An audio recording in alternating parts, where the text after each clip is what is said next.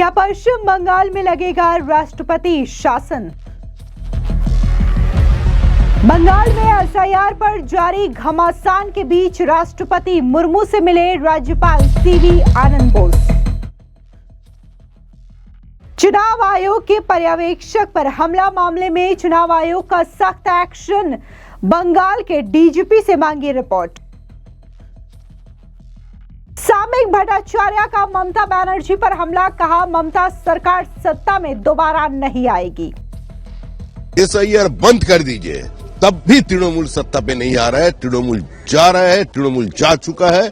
पश्चिम बंगाल की जनता ठान लिया है जो तृणमूल को विसर्जन देके रहेगा। पश्चिम बंगाल में अगले साल विधानसभा के चुनाव होने हैं, लेकिन इससे पहले एसआईआर को लेकर के लगातार राजनीतिक घमासान देखने को मिल रहा है। इन सब के बीच में पश्चिम बंगाल के राज्यपाल सीवी आनंद बोस ने शनिवार को राष्ट्रपति भवन में राष्ट्रपति द्रौपदी मुर्मू से मुलाकात की है और इस मुलाकात को लेकर के अब कई तरीके की अटकलें लगाई जा रही है। बताया जा रहा है कि जिस तरीके से पश्चिम बंगाल में एसआईआर को लेकर के राजनीतिक घमासान तेज हो चुका है और देखने को मिल रहा है कि कैसे पश्चिम बंगाल में ममता राज में कानून व्यवस्था पूरी तरीके से चरमरा गई है। चुनाव आयोग के ऑब्जर्वर्स पर एसआईआर सुनवाई के दौरान हमले हो रहे हैं, तो क्या ऐसे में सवाल ये उठ रहा है कि जो पश्चिम बंगाल में आगामी विधानसभा के चुनाव होने हैं, तो क्या ये राष्ट्रपति शासन के दौरान होंगे? और इसी के साथ ही कहा यह जा रहा है कि क्या जल्द ही राष्ट्रपति शासन जो है वो पश्चिम बंगाल में लागू हो सकता है। लेकिन इन सब के बीच में आपको बता दें कि पिछले दिनों जिस तरीके से चुनाव आयोग के पर्यवेक्षक पर एसआईआर सुनवाई के दौरान हमला हुआ था, इसको लेकर के आयोग ने सख्त एक्शन लिया है। बता दें कि चुनाव आयोग ने बंगाल के डीजीपी को एक खत लिखा है और इसी के साथ ही बकायदा 6 जनवरी तक इस पूरे मामले को लेकर के रिपोर्ट मांगी गई है कि आखिर इस मामले में क्या कार्रवाई की गई है। दरअसल आपको बता दें कि पश्चिम बंगाल में वोटर लिस्ट संशोधन यानी कि एसआईआर के मुद्दे पर राजनीतिक संग्राम जारी है। टीएमसी, कांग्रेस समेत कई दल इसका विरोध कर रहे हैं। बंगाल में एसआईआर पर बवाल जारी है। पिछले दिनों चुनाव आयोग पर्यवेक्षक की गाड़ी पर कुछ लोगों ने हमला कर दिया था। आयोग ने इस मामले को गंभीरता से लेते हुए राज्य के डीजीपी से 6 जनवरी शाम 5 बजे तक बकायदा डिटेल कार्रवाई की रिपोर्ट मांगी है। चुनाव आयोग का कहना है कि वोटर लिस्ट से जुड़े संवेदनशील कार्य के दौरान चुनाव अधिकारियों की सुरक्षा सुनिश्चित करना राज्य पुलिस की जिम्मेदारी है। इससे पहले भी बंगाल में चुनाव आयोग के अधिकारियों के काफिले पर हमले हो चुके हैं।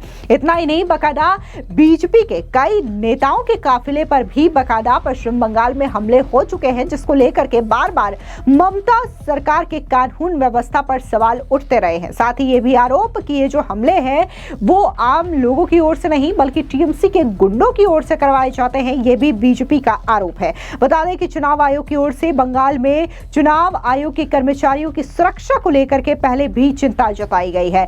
वोटर लिस्ट संशोधन प्रक्रिया को पूरा करने के लिए काम के दबाव का विरोध कर रहे थे और इसी दौरान मुख्य चुनाव आयुक्त के दफ्तर पर हमले की घटना हुई थी। इसके बाद प्रदेश के मुख्य चुनाव आयुक्त को Y+ सिक्योरिटी दी गई है। बता दें कि चुनाव आयोग का कहना है कि चुनाव आयोग के अधिकारियों की सुरक्षा को हल्के में नहीं लिया जा सकता और यही वजह है कि जब चुनाव आयोग के ऑब्जर्वर पर हमला किया जाता है पश्चिम बंगाल में एसआईआर सुनवाई के दौरान, तो इसे चुनाव आयोग ने बेहद गंभीरता से लिया है, क्योंकि जिस आईएएस अधिकारी मुरुगन के ऊपर यह हमला हुआ है उन पर एक नहीं बल्कि 2 बार ये हमले हुए हैं, उनकी काफिले पर हमले हुए हैं और इसी वजह से बकायदा डिटेल में ये चुनाव आयोग की ओर से रिपोर्ट मांगी गई है। ऐसे में कहा जा रहा है कि न सिर्फ पश्चिम बंगाल की पुलिस को लेकर के भी सवाल उठ रहे हैं बल्कि ममता सरकार को लेकर के भी कानून व्यवस्था पर सवाल खड़े हो रहे हैं, क्योंकि पश्चिम बंगाल की गृह मंत्री जो है वो ममता बनर्जी है और ममता बनर्जी के गृह मंत्रालय के अंदर ही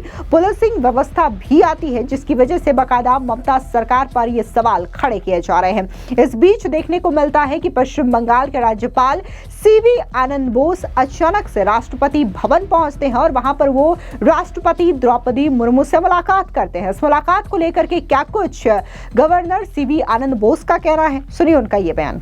Basically an articulation of the people's needs. It's not a political manifesto. It's at best a people's plan. I used to go to the people, to the villages, as many times as possible people used to confide in me their views about the development needs of Bengal.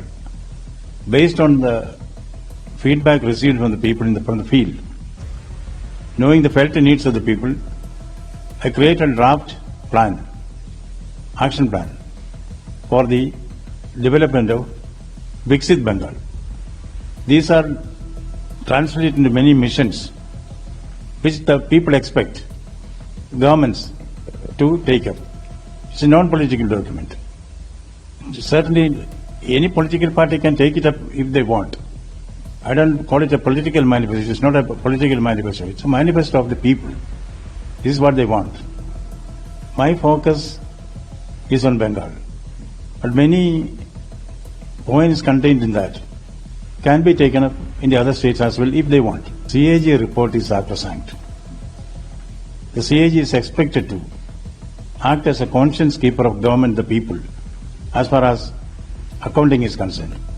They do an excellent job. Especially Indian CAG is considered to be one of the best in the world. So it is mandatory for any democratically elected government to place this report before the assembly and take a remedial action. That is my take on that. See, the controversy over SIR is built around political perceptions. In a pluralistic society, in a democracy, we can't expect all political parties to share the same view. Naturally, there may be complaints about that. SIR is such a complicated and detailed process. Some errors can happen here and there. What is required is to correct the mistakes, if any, and go ahead. But the people of Bihar have proved that the common people have accepted SIR there. So, and SIR is not something which is confined only to one particular state called Bengal. It's an all-India process. The shortcomings are to be seen, understood, and remedial actions to be taken on time. You see, as far as infiltration is concerned, this is something which is of great concern for any country. Fortunately, and we take pride in saying that our BSF and the border security forces are able to guard our borders very well. Still, there may be infiltration may be there. If there is any support from within for infiltration, that's a very bad precedent. That is something which our intelligence agencies are able to manage well, and I'm sure that it's being a subject to be dealt with by the government of India. I do not want to comment on that. That is now in the public domain. When the Honorable Home Minister of the country writes to the Chief Minister of a state, it is to be taken seriously. You know, we have a federal system where the government is run, the country is run by the central government and the state governments together. What is required here is constructive cooperation, federal cooperation, cooperative federalism. See, police should have credibility. People should feel that they will get justice when they go to a police station. Unfortunately, this public credibility about the police is not up to the mark in Bengal.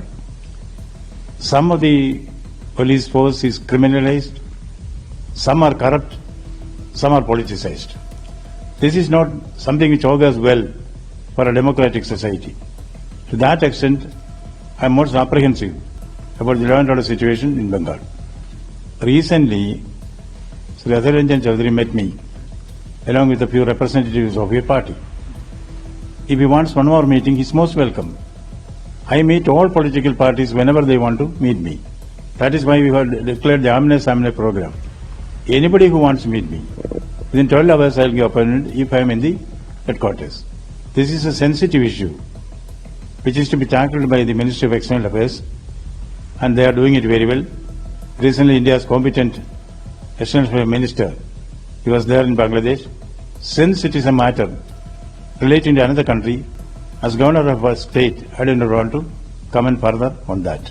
दरअसल आपको बता दें कि यह मुलाकात की तस्वीरें खुद राष्ट्रपति मुर्मू के सोशल मीडिया अकाउंट से शेयर किया गया है, जहां पर यह बताया गया है कि कैसे राज्यपाल सीवी आनंद बोस ने देश की राष्ट्रपति द्रौपदी मुर्मू से मुलाकात की है। इन सब के बीच में पश्चिम बंगाल में लगातार एसआईआर के मामले को लेकर के सियासी खींचतान का सिलसिला देखने को मिल रहा है, जहां पर बीजेपी जो है वो ममता बनर्जी की सरकार का विरोध कर रही है और उसका ये कहना है कि इस बार दोबारा से ममता सरकार सत्ता में नहीं आएगी। तो वहीं दूसरी ओर एसआईआर के मुद्दे पर टीएमसी विरोध कर रही है और टीएमसी का कहना है कि जानबूझ करके वोटर लिस्ट से नाम कटवाने की प्रक्रिया जो है वो बीजेपी के इशारे पर चुनाव आयोग की ओर से करवाया जा रहा है। लेकिन इन सब के बीच में पश्चिम बंगाल बीजेपी के जो अध्यक्ष हैं सामिक भट्टाचार्य, उनका बयान सुनिए किस तरीके से ममता बनर्जी पर उन्होंने हमला बोला। अरे पश्चिम बंगाल बीजेपी अध्यक्ष होने का नाते ये तो मैं दावे के साथ कह सकता हूँ, जब ईडी सीबीआई के दरवाजे पे ताला लगा दीजिए,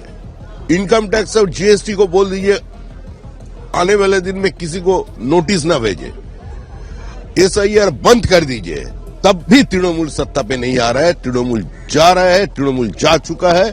पश्चिम बंगाल की जनता ठान लिया है जो तृणमूल को विसर्जन देके रहेगा। और ये भी कहे हैं कि हम ये दावा कर लीजिए कि हम आपके सामने झुकेंगे नहीं, कोई भी एजेंसी लगा ले। और साथ में ये भी कही है कि जो हियरिंग का सीनियर सिटीजन को सामना करना पड़ रहा है इस आयत का हियरिंग को लेके, इसको लेके भी उन्होंने बोगटुई में जो अल्पसंख्यकों को जिंदा जला दिया गया, उसको किसका सामना करना पड़ा? जो 40,000 नौकरी बेच दिया गया, उसको किसका सामना करना पड़ा? हावड़ा की तपन दत्तों से लेकर के आज तक जितना तृणमूल का कार्यकर्ता का मर्डर हुआ और जिसका परिवार का उंगली किसी दूसरा विपक्ष की पार्टी के ऊपर नहीं, तृणमूल के ऊपर उठ रहा है, उसको किसने सामना करना पड़ रहा है? उसका परिवार को। इसका जवाब जनता के सामने दे। जाए उस घर पर आरजी कर में जिस अभय का देहांत हो गया, उसका पीछे कौन सा एसआईआर था, कौन सा चुनाव आयोग था, कौन सा ईडी सीबीआई था, हुआ कौन, कैसे? वो जनता उसका जवाब चाहते हैं। पश्चिम बंगाल की जनता को इतना मूर्ख नहीं समझना चाहिए। ऐसे बातें करने से जनता अपमानित होता है। जैसा कि आपने सुना, सामिक भट्टाचार्य का कहना है कि ममता सरकार जो है वो पश्चिम बंगाल की सत्ता में दोबारा से नहीं आने वाली है। तो वहीं दूसरी ओर टीएमसी जो है वह एसआईआर के मसले को लेकर के लगातार सियासी बयानबाजी कर रही है। कभी ममता बनर्जी जो है वो पश्चिम बंगाल में गृह मंत्री अमित शाह को धमकी भरे लहजे में ये कहती हैं कि हम चाहें तो वो पश्चिम बंगाल में एंट्री नहीं कर पाएंगे, होटल के कमरे से बाहर नहीं निकल पाएंगे। वहीं दूसरी ओर पश्चिम बंगाल में ममता बनर्जी के भतीजे अभिषेक बनर्जी भी एसआईआर के मामले को लेकर के लगातार भड़काऊ बयानबाजी कर रहे हैं। फिलहाल इस पूरी खबर पर आपकी क्या राय है, कमेंट सेक्शन में जरूर बताएं। धन्यवाद।